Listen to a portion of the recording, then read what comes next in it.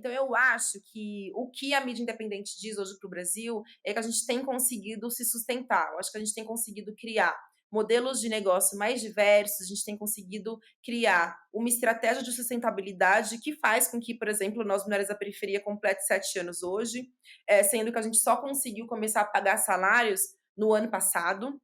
Então é muito recente isso.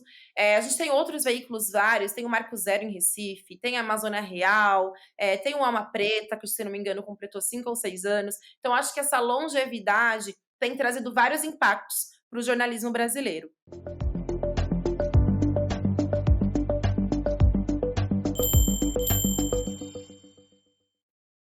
Olá, bem-vindo, bem-vinda à nossa série Jornalista, Ciência e Vida, uma parceria do Espaço Recíproco com a agência Bore.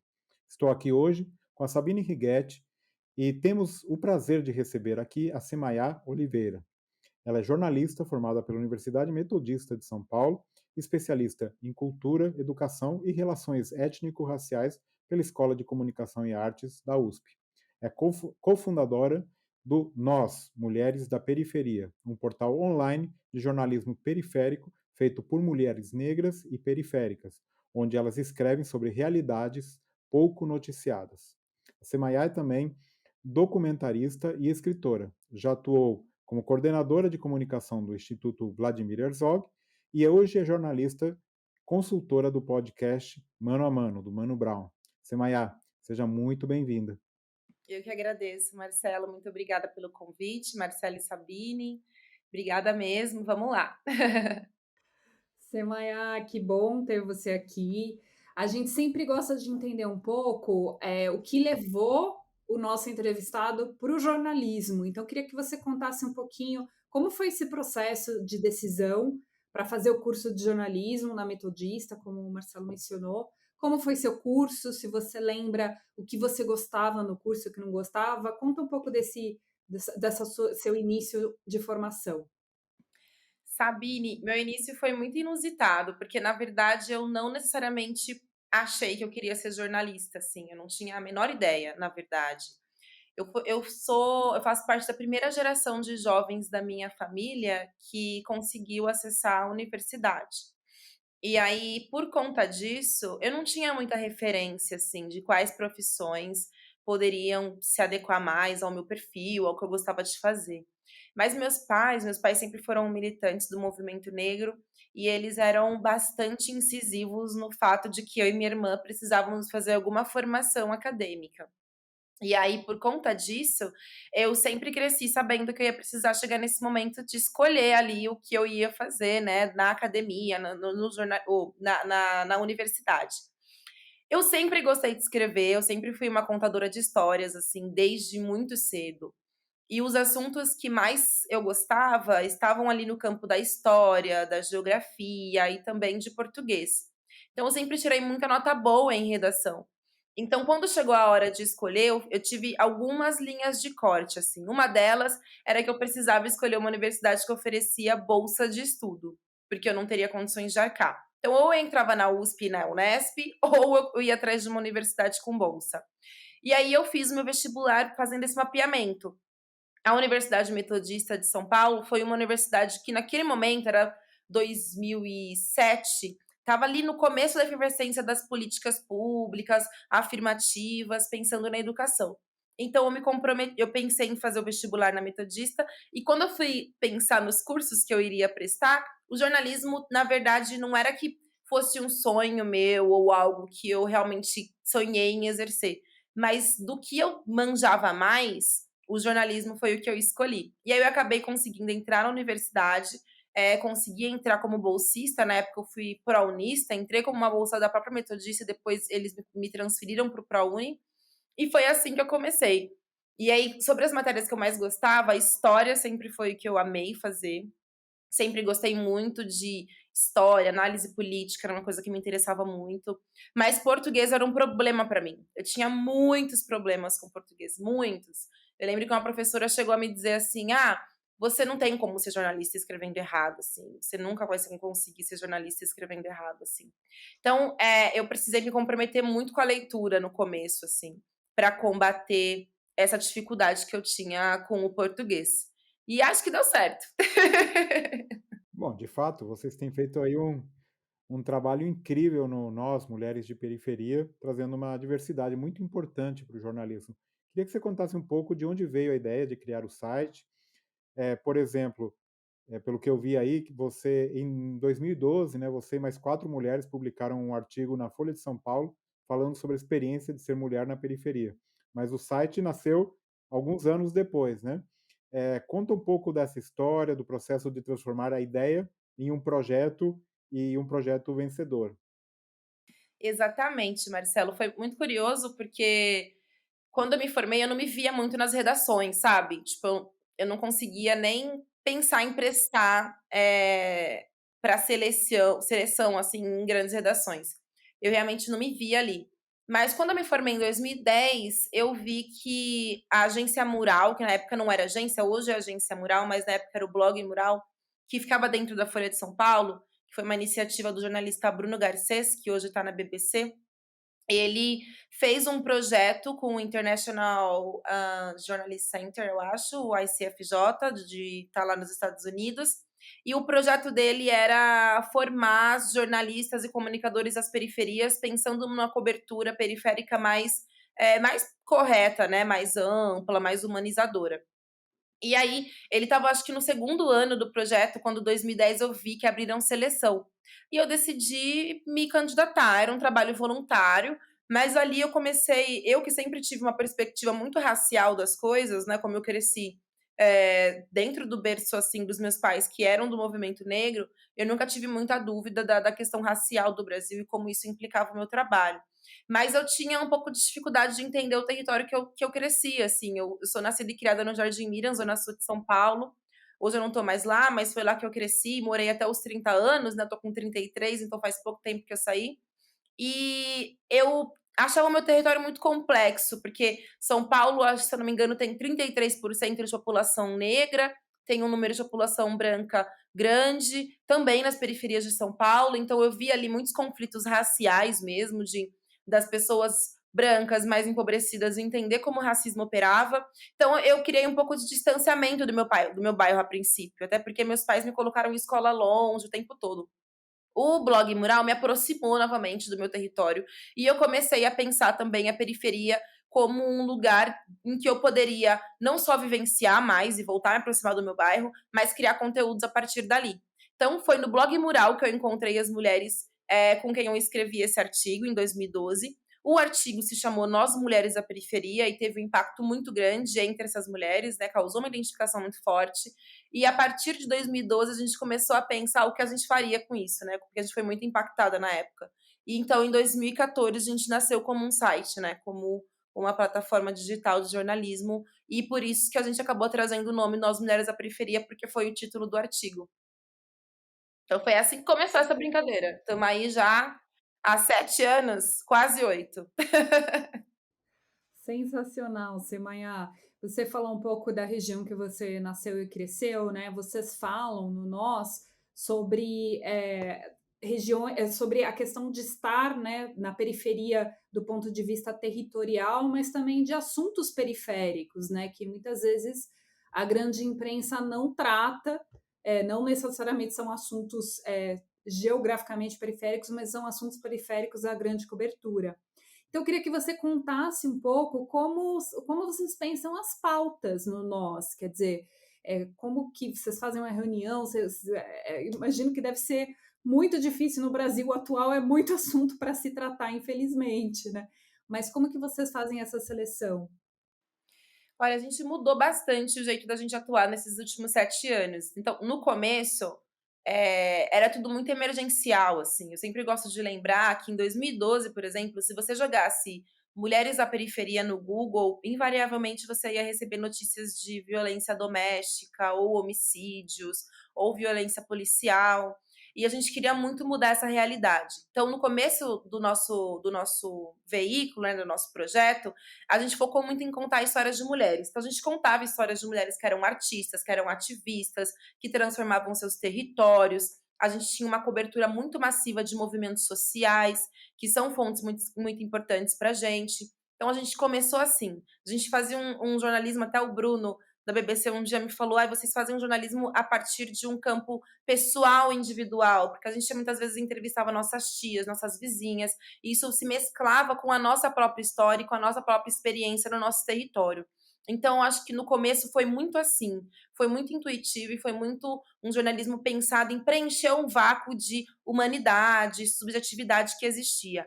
Depois a gente foi amadurecendo isso, e a gente entendeu, por exemplo, que nós não somos um veículo de hard news, que a gente gosta de fazer um conteúdo de contexto. Então interessa muito a gente a fazer ping-pong, por exemplo, com mulheres que são especialistas num assunto, porque a gente entende que, para além da subjetividade dessas mulheres, também é periférico na mídia ouvir mulheres como especialistas, por exemplo, de religião, de economia, de política. Então, para a gente é muito importante sempre trazer esse olhar aprofundado de mulheres que são especialistas no tema, para a gente pensar o Brasil, assim como mulheres que são especialistas da sua própria história. Então, hoje, a gente tem até um novo slogan, que não tão novo, a gente começou no ano passado, que é um jeito de ver o mundo. A gente, Sabine, nós somos um veículo de gênero, mas a gente não necessariamente fala de assuntos que só atravessam gênero, porque eu acho que também tem um pouco isso no jornalismo brasileiro, que é assunto de gênero. Vamos falar de violência doméstica, da luta pelo aborto, e isso é muito importante para a gente, mas não só. Como eu disse, a gente quer falar de política, a gente quer falar de economia, e a gente faz isso sempre a partir de fontes mulheres. Então, as nossas pautas, nossas reuniões de pauta acontecem todas as segunda-feiras. A gente vê o que está rolando no Brasil e a gente pensa qual é a perspectiva que uma mulher pode trazer para incrementar aquele assunto, diferente do que já está sendo falado na grande imprensa. Então, esse é um pouco o nosso exercício, sabe? De tentar pensar, por exemplo, Sampaprev. Então tá bom. Então o que que as professoras estão falando de Sampaprev? Por que que elas estão falando isso? Como isso afeta as professoras? Por que que as mulheres são a maioria das professores no Brasil? Enfim, a gente sempre tenta fazer uma cobertura que parta da perspectiva da mulher. Seja ela uma especialista da sua própria história ou seja ela uma especialista em algum tema, né, alguma ciência. Então a gente parte um pouco desse princípio. O que dificulta bastante nosso trabalho, porque é um exercício contínuo, mas essa é a nossa proposta, assim, falar de tudo que acontece no Brasil e até internacionalmente. A gente está com a Sami agora, que é uma colunista internacional, então ela fez recentemente, por exemplo, uma reportagem para a gente sobre como as mulheres ativistas no Afeganistão estão lidando agora com a retomada do Talibã. Então a gente sempre tenta trazer essa outra perspectiva mesmo, sabe? Esse olhar de dentro a partir de um assunto que normalmente você pode encontrar na grande imprensa, mas não necessariamente a partir de fontes mulheres. E como tem sido a cobertura de ciência em particular para nesta pandemia, no Nós, Mulheres da Periferia, e em outros trabalhos que você tem feito? Eu assisti aí o Roda Viva com a Natália Pasternak, onde você e a Sabine estavam aí na bancada. Eh, Queria saber se você escrevia sobre ciência antes da pandemia, como entrou nessa cobertura, um pouco desse momento que a gente está vivendo. Pois é, Marcelo, vou te dizer que não, viu? Eu não tinha muito essa cobertura específica de ciência e eu acho que eu me aproximei mais desse tema com a pandemia, o que eu acho que é uma falha mesmo, assim. Eu nunca tive muito essa proximidade, essa perspectiva, ou até mesmo entender a completude da coisa. Eu acho que eu assumo que eu entendi a ciência como uma coisa distante de mim, ou uma coisa que era muito útil em momentos específicos ou para assuntos específicos. Então, naquela ocasião, por exemplo, diante da Pasternak, o que eu tentei fazer foi um pouco da ciência social mesmo, sabe? De como a gente consegue utilizar o conhecimento da ciência a partir de necessidades que estão no nosso cotidiano, a partir de necessidades que fazem parte do nosso dia a dia. E isso despertou um pouco o nosso olhar no nós. Mas eu devo te dizer que a gente ainda não tem uma cobertura tão focada na ciência, ou talvez a gente não identifique isso como ciência. E aí eu devolvo um pouco a bola para vocês, porque eu realmente acho que é uma dificuldade, assim, para a gente entender como fazer essa cobertura de um jeito mais abrangente. Ou talvez a gente faça isso, mas não identifica isso como ciência, sabe? Então, eu jogo essa bola para vocês mesmo. O que vocês acham, assim, de como tem sido essa cobertura e de quais são os principais desafios de se aproximar dos jornalistas mesmo? Para mim, naquele momento, Foi um desafio, porque eu não fazia uma cobertura especialmente sobre ciência, mas eu fazia a cobertura do SUS, eu fazia a cobertura das necessidades básicas que estavam na ponta. Então eu tinha dúvidas que é como a ciência pode ajudar a gente nisso, sabe? Então foi exatamente um pouco desse lugar que eu tentei trazer ali, sabe? Se estão disponibilizando testes assim, assim, assado, e as necessidades nas periferias passam por tais pontos, o que a gente precisa entender, sabe? Isso faz sentido, não faz sentido? Então, acho que o meu lugar na ciência é muito mais de questionar e de tentar entender para compartilhar do que necessariamente ocupar um lugar de alguém que tem alguma especialidade nesse assunto ou que lide com ele com frequência.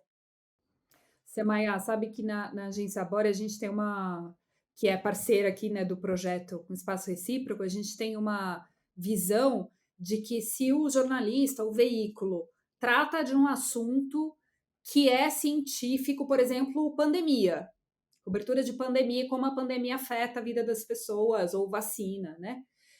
E se dá voz aos cientistas, então é uma cobertura de ciência, não necessariamente por um especialista em ciência, né? E o que a gente tem visto é que a cobertura de ciência sob essa perspectiva está em tudo, né? Então a gente fica super feliz e a gente acompanha o trabalho de vocês, inclusive tem várias pessoas, várias inscritas do nós na Agência Bore, acompanhando os estudos, a gente fica super feliz. Sim, então acho que a gente faz uma cobertura de ciência.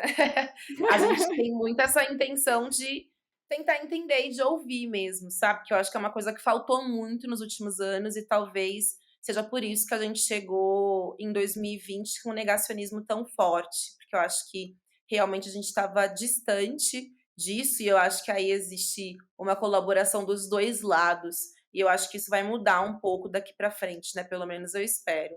Uhum.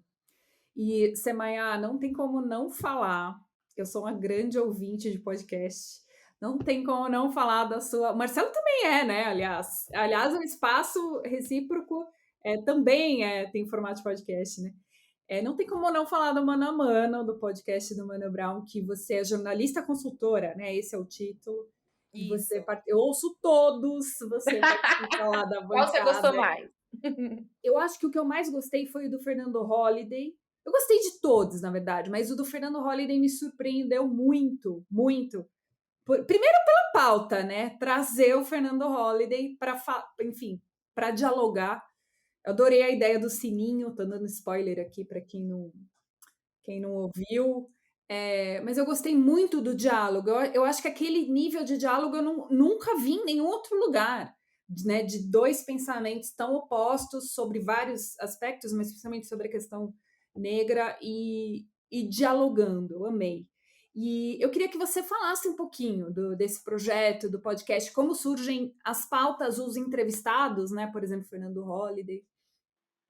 Olha, eu acho que é um mix. Primeiro que eu não achei nunca na minha vida que eu estaria nesse lugar um dia, né, ao lado de eu sou muito fã do Mano Brown, desde sempre, assim, cresci ouvindo hip hop, então pra mim foi uma grande surpresa e uma grande responsabilidade também. Gente, quem é a pessoa que corta o Mano Brown, entendeu? Como é possível você fazer uma intervenção ali? Então pra mim foi um grande desafio. Eh eu acho que, assim, tem muito do coração do Mano Brown mesmo nesse projeto. Então, tem uma coisa, por exemplo, que ele sempre disse muito para toda a equipe que está envolvida, que o que ele quer é ouvir, que ele não quer criar um ambiente onde a pessoa se sinta desconfortável, ou onde ele simplesmente confronte a pessoa. Então, eu acho que muito de como as coisas foram construídas passa parte desse princípio, assim, que é uma intenção do Mano Brown mesmo de não só compartilhar todo o conhecimento que ele tem, né, ao longo da trajetória dele, da vida dele como um todo, como a vontade que ele tem de questionar, de pensar junto, de pensar, de entender, assim, sabe? E de entender o contraditório, né? Eu acho que isso marca muito a produção do Mano Brown, a caminhada dele. Então, por isso que ele é tão aberto a isso. Sobre os nomes, é um complô, assim. A gente traz nomes, né? A equipe traz nomes, todas as empresas que envolvem ali a produção trazem nomes, ele traz os nomes dele, e a gente tenta entender ali qual que é o mix ou o equilíbrio importante para isso, né?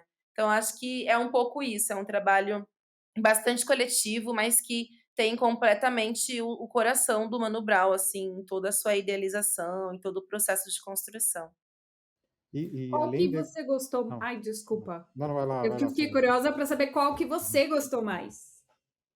Mulher, olha, é difícil escolher. Eu gosto muito do Drauzio Varela, porque eu achei que rolou uma conexão ali muito grande, sabe? E o interesse do Brau naquele assunto, nos todos os assuntos, né, que envolvem o Drauzio.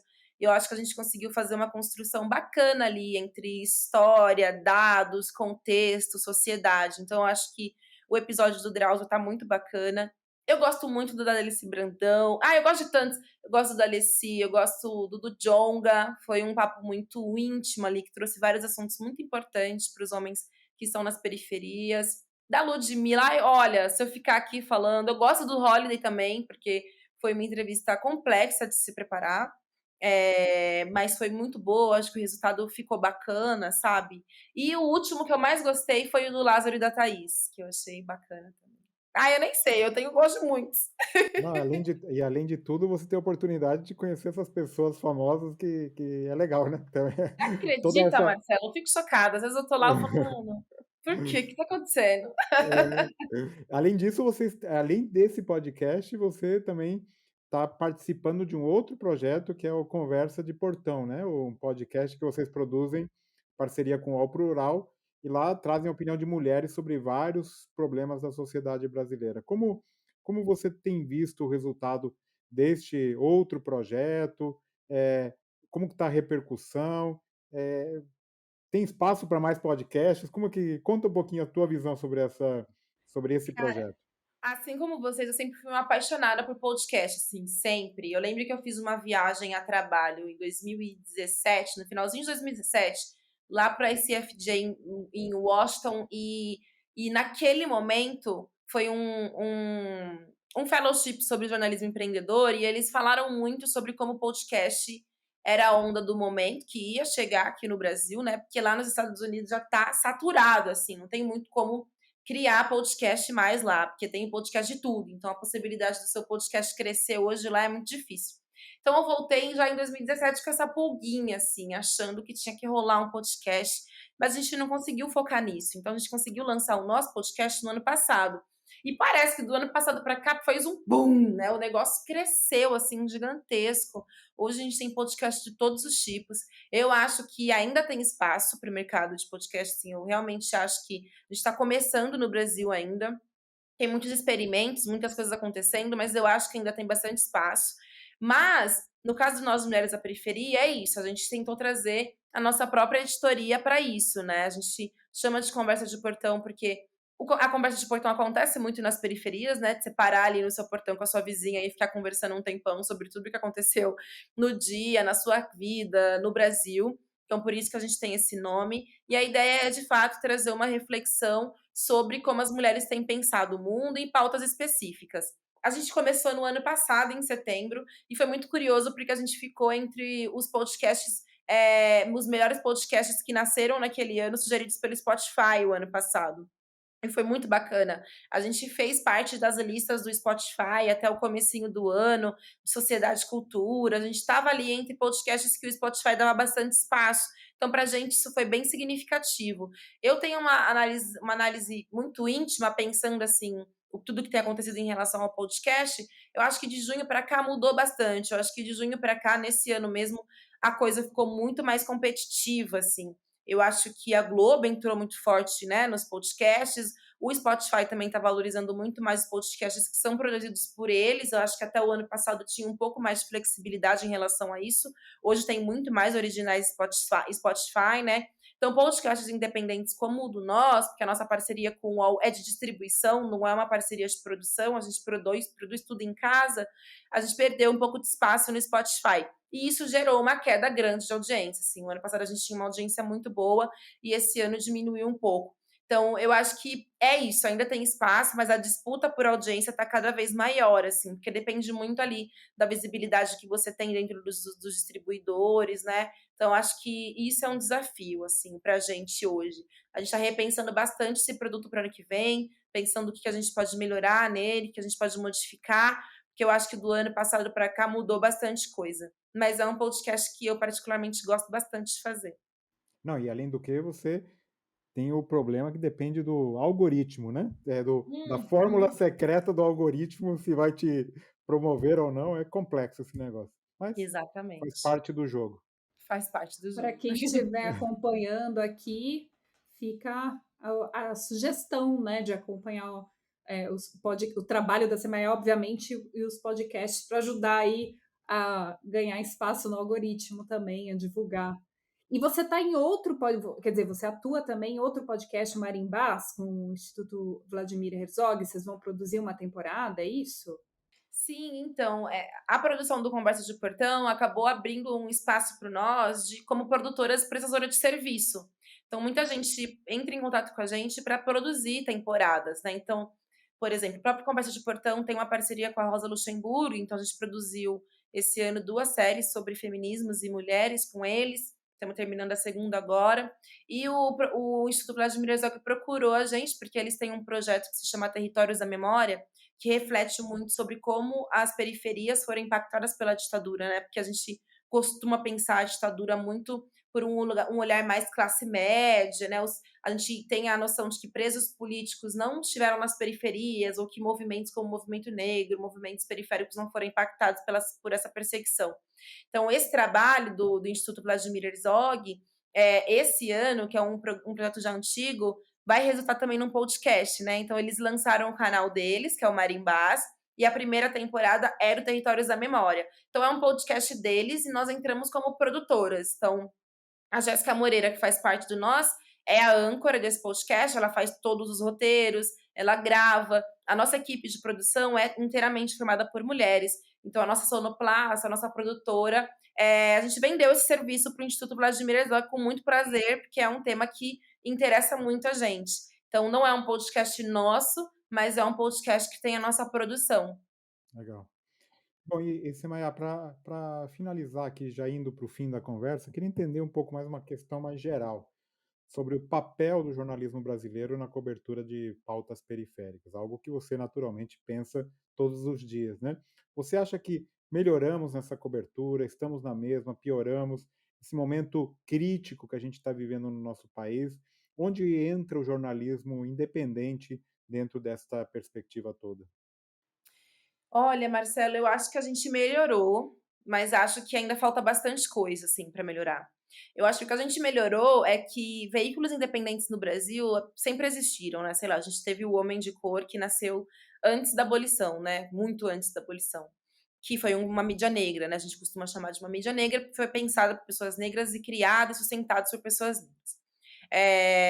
E mídias feministas também nasceram no Brasil, né, nos últimos anos. A gente teve, por exemplo, o Mulherio, que foi um jornal feito por mulheres mais na década de 80, que também não conseguiu sobreviver.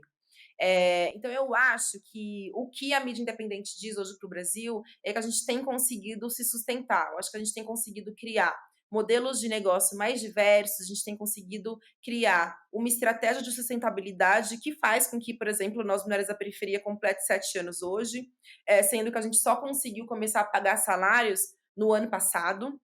Então é muito recente isso. A gente tem outros veículos vários, tem o Marco Zero em Recife, tem a Amazônia Real, tem o Alma Preta, que se não me engano completou 5 ou 6 anos. Então acho que essa longevidade tem trazido vários impactos para o jornalismo brasileiro. Um deles é esse do ponto de vista do negócio. Então, um negócio em comunicação, em jornalismo, pensado por mulheres, mulheres periféricas, homens negros, homens periféricos, traz uma outra linha editorial e faz com que assuntos que antes eram tratados perifericamente, ou seja, sazonalmente, né? No mês da consciência negra, no mês da mulher, no mês dos povos originários. Então faz com que essas pautas sejam tratadas de uma forma contínua. Isso colabora para a gente entender mais contextualmente o Brasil, né? Porque quando a gente só faz coberturas raciais, de gênero, de forma sazonal, fica mais difícil a gente entender como esses assuntos são transversais em todos os temas, né, que deveriam ser tratados na imprensa. Então, acho que a gente contribui para isso, para que cada leitor, cada brasileiro tenha uma possibilidade de fazer leituras outras das notícias e dos assuntos que são importantes para o nosso país. E uma outra perspectiva é a própria empregabilidade, assim. O Nós Mulheres da Periferia do ano passado para cá cresceu bastante. A gente contratou a nossa primeira jornalista, que está se formando na faculdade esse ano, que é a Bia, E ela sempre quis trabalhar no Nós, por exemplo. Ela gosta do Nós, ela seguiu o Nós, ela gostava do nosso trabalho, e para ela era legal trabalhar no Nós. E a gente recebe várias mensagens de pessoas, de mulheres que querem começar suas carreiras trabalhando no Nós Mulheres da Periferia, assim como acontece no Alma Preta, Periferia em Movimento, em outros veículos. Então, acho que a gente também mudou a lógica da redação, sabe? De onde a pessoa pode começar trabalhando. Então, acho que tem esses dois aspectos. A gente não só pressionou ao longo dos últimos anos a imprensa a fazer uma cobertura melhor e mais contextual, que é muito do que só a gente fazia 5 anos atrás, hoje você encontra em grandes distribuidores, em grandes portais, em grandes veículos, né? Quando nós nasceu, por exemplo, Marcelo, a gente reivindicava que as mulheres fossem nomeadas, sabe? Empregadas domésticas, babás. Muitas vezes você lia reportagens que falavam de mulheres que trabalhavam para outras pessoas e elas eram nomeadas como babás, como empregadas domésticas. Elas não tinham seus nomes colocados na reportagem. Muitas pessoas que sofriam violência, jovens que eram assassinados pela nossa política de Estado, de segurança pública, também não tinham seus nomes publicados, né? Então era uma desumanização muito profunda, que hoje a gente não vê mais. Mas isso não vê mais com tanta frequência, né? Mas isso muito porque esses veículos de comunicação como nós reivindicaram isso, reivindicaram essa humanidade, né? Que é um resultado de um processo histórico.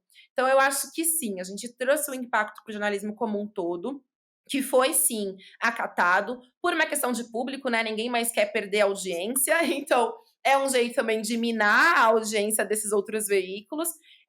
E faz parte de uma reivindicação histórica do nosso país, do movimento negro, do movimento feminista, que se contratem mais mulheres, que se contratem mais mulheres negras. Então eu vejo, sim, uma diversidade maior hoje do que eu via quando eu me formei, por exemplo. Vejo um cuidado maior na cobertura e vejo também mais disposição para temas que antes não eram tão comuns na grande imprensa.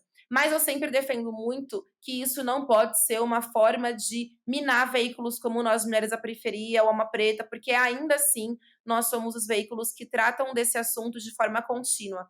Então a gente tem uma proteção muito grande do nosso negócio, sabe? Por mais que a gente possa estar em outros veículos, para a gente é muito importante e rico preservar a nossa redação e esse lugar que a gente construiu, não abrir mão dele e continuar buscando formas de diversificar o nosso negócio e se sustentar ao longo dos anos. Né? A gente brinca que a gente quer fazer 100 anos como a Folha, e a gente está só no começo. Mas, enfim, eu acho que eu respondi de um jeito, né? Falei um monte de coisa, mas acho que eu respondi, Marcelo. Sem dúvida. Bom, agora a gente vai para um ping-pong final, que a gente sempre gosta de fazer. Queria que você comentasse aqui, de bate-pronto, um jornalista que você admira. Flávio Oliveira. Bom, você já falou um pouco dos podcasts, você falou de livros, né, que você começou a ler muito. Se você tiver dicas de livro, de podcast, além dos que você mencionou, se você quiser trazer de novo, de filme, série que você esteja acompanhando. Olha, tem um podcast, gente, que eu sou viciada, que é o Não Inviabilize. Eu sou viciada nesse podcast, que é um podcast que não é jornalístico, que é um podcast que foca em histórias de pessoas. Mas é isso, eu sou viciada nesse podcast, porque eu acho que traz um Brasil real, tira a gente um pouco dessa lógica jornalística mesmo e do dia a dia da cobertura de notícias. Então eu coloco o Não Inviabilize e vou lavar louça, eu coloco o Não Inviabilize e vou limpar a cozinha, sabe? Então, Não Inviabilize é um podcast que eu gosto muito. Livro, eu li esse ano um livro. Esse ano eu li muitos livros que eu precisava ler, viu, Sabine? Livros que, sabe, que faziam parte de trabalhos. Mas eu li um livro da editora Chão que se chama Guerra contra Palmares, que foi muito legal para mim. Traz um contexto histórico um pouco do que foi o Quilombo dos Palmares, que foi, sabe, tipo, um estado que durou um século no Brasil e que a gente desconhece muito. E uma historiadora fez uma análise muito bacana desse livro e foi um livro que marcou meu ano, é um livro que eu gostei bastante de ler.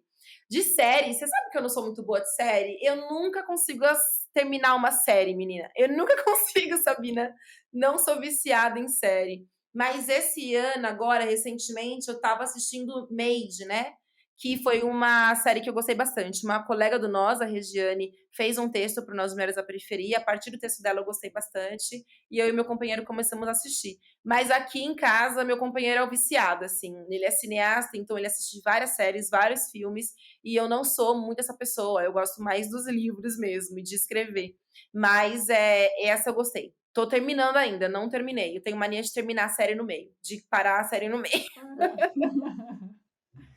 E um conselho para jovens que querem ser jornalistas ou estão começando a carreira, eh, algum conselho que você já possa oferecer para esse pessoal que está no início? Encontrem seu jeito de fazer. Eu acho que uma coisa que eu aprendi muito na minha trajetória é que é possível encontrar um outro jeito de fazer além do que a gente conhece, assim, como tradicional, nos jornais, no veículo de comunicação. Eu acho que a gente tem um jeito nosso de escrever. Tinha uma coisa na faculdade que a professora sempre brigava comigo, acho que era a Meg o nome dela. Ela falava: "Você não tem um bom lead, você precisa fazer um lead mais objetivo, é o quê, quando, onde, por quê, o quê, quando, onde, por quê". E eu sempre comecei mais literário, eu sempre começava por uma declaração, sabe, que o povo chama lá que tá errado, que você precisa ser objetiva. Eu nunca fui muito objetiva nos meus textos, e depois eu me descobri na literatura, por exemplo. Então eu acho que não rejeite o seu jeito de fazer, aquilo, a forma como o texto e a análise vem, sabe? Encontra seu jeito de fazer, seu jeito de ouvir as pessoas, o que mais te interessa na história das pessoas. Eu acho que a gente tem muitas formas de fazer notícia no Brasil. E eu sinto muita falta dessa humanidade, sabe, no jornalismo. Eu acabei indo mesmo na minha caminhada mais para o lado literário, inclusive aonde eu quero mais me firmar. Eu quero ser escritora, quero escrever livro, eu quero fazer ficção, eu quero fazer, sabe, livro-reportagem. Então, o literário me interessa muito, assim, o contexto das coisas me interessa muito, o detalhe me interessa muito. E ao longo da minha trajetória eu fui respeitando isso no meu jornalismo também. Então, até os textos que eu faço que são para a cobertura mais objetiva, eu tento caminhar para o lado do literário, eu tento caminhar para o lado da subjetividade, da sensibilidade, de como a gente vai contar uma história, seja ela fria, né, seja ela objetiva ou não. Eu acho que sempre tem um lado sensível. Então, eu demorei muito tempo para respeitar o meu jeito de fazer. E quem tá começando agora, né? Se você tá começando agora, respeita seu jeito de fazer e tenta aprender com ele, assim. Eu acho que assim a gente consegue contribuir mais também, assim, pro jornalismo brasileiro. Tá tudo muito igual, né, gente? Porque é tudo muito frio. Acho que a gente tá precisando de mais calor. Eu amei sua dica. Eu não sou jornalista começando, mas eu amei sua dica. Sensacional, essa coisa da receitinha de bolo no jornalismo, né, muito bom. Adorei, adorei a conversa. Obrigado, viu. Semaia, obrigado. Parabéns pelo trabalho que vocês têm feito, é realmente necessário, fundamental no país que a gente está vivendo, no mundo que a gente está vivendo hoje. Então, parabéns para você e para todos os colegas que estão fazendo um trabalho maravilhoso. Muito obrigado, viu, e pelo teu tempo e disponibilidade. Imagina, eu que agradeço, Marcelo, eu que agradeço, Sabine, vida longa para o Espaço Recíproco. Muito obrigada pela conversa, pelo tempo também, pela disponibilidade de vocês e pelo convite. Fico muito feliz, muito grata. E vou passar o seu parabéns e o seu carinho para todas as meninas do Nós Mulheres da Periferia. Obrigada.